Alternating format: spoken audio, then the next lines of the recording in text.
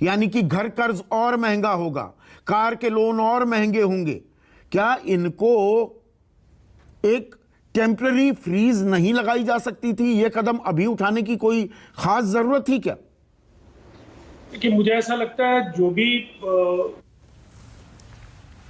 Repo rate को लेकर के हमारी आशंकाएं थी, आपके कई बहस में इन आशंकाओं पर हम बहस कर चुके हैं और हम लोगों ने ये माना था कि ये 150 बेसिक पॉइंट्स तक आरबीआई समय समय पर करके उसको कुछ किस्तों में बढ़ाएगा और ये उस दिशा में इस तरह के जो ऐलान है, निसंदेह आम लोगों का जीवन और ज्यादा मुश्किल है।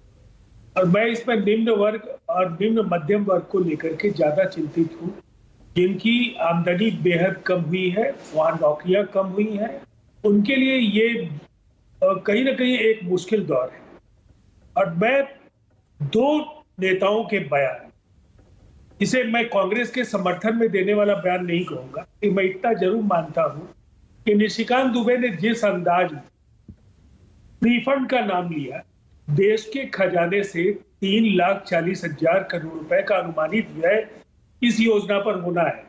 ये देश की जनता की गाढ़ी कमाई से आपका ये राजकोष तैयार होता है और उससे आप जनहित पर आप इन पैसों का खर्च करते हैं। अब ये राशि का निर्धारण किस मद में क्या किया जाए, इस पर आपकी दूरदर्शिता या आपके फैसले पर सवाल उठेंगे, लेकिन ये आपका पैसा नहीं है। इसलिए ऐसे अहंकार और दम्भपूर्ण भाषा का इस्तेमाल नहीं करना चाहिए। नहीं, उसमें एक और बात जुड़ती है राजीव रंजन जी। चलिए, अनाज दे भी दिया और फ्री फंड का शब्द, वो शब्द में शायद स्लिप ऑफ द टंग भी हो, लेकिन 5 किलो गेहूं या चावल मुझे दे दिए, उसे पकाऊंगा तो चूल्हा जलाऊंगा, उसमें गैस इस्तेमाल होगी, फिर तेल इस्तेमाल होगा सरसों का। मेरे पास कुछ आंकड़े हैं और वो आंकड़े मैं थोड़े यहाँ पर साझा करना चाहूँगा दर्शकों के साथ, इनको भी हम नज़रअंदाज नहीं कर सकते हैं।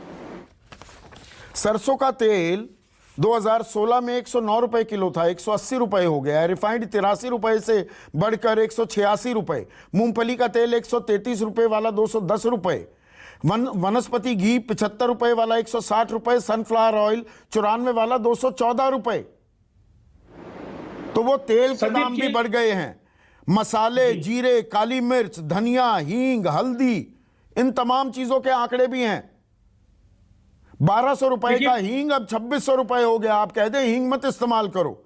जीरा 190 रुपए वाला 330 रुपए प्रति किलो हो गया है। इन चीजों का भी तो इस्तेमाल होता है ना रसोई घर में। आपने जिन सामग्रियों का नाम लिया है, किसी भी घर के रसोई के जरूरतों की जो सामग्रियां हैं, ये तमाम चीजें हैं।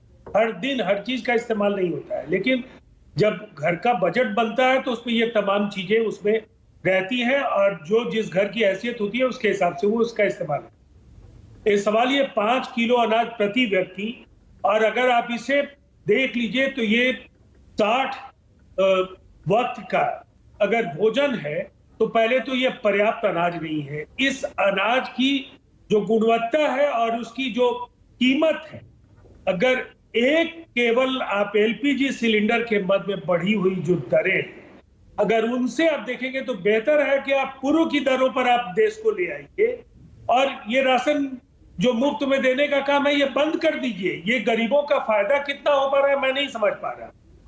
हम इस योजना के पक्ष में इसलिए थे और आज भी हम अपनी ओर से सैद्धांतिक तौर पर है, लेकिन ऐसी अहंकारपूर्ण जुबान से, ऐसी अहंकारपूर्ण भाषा और जो बॉडी लैंग्वेज मुझे निशिकांत दुबे का लगा वो घोर आपत्तिजनक था। वो देश को भीग दे रहे हैं। वैक्सीनेशन के मॉडल की पूरी दुनिया ने तारीफ की और आपने कहा कि अगर ये नहीं लगाया जाता तो आप लोग मर जाते।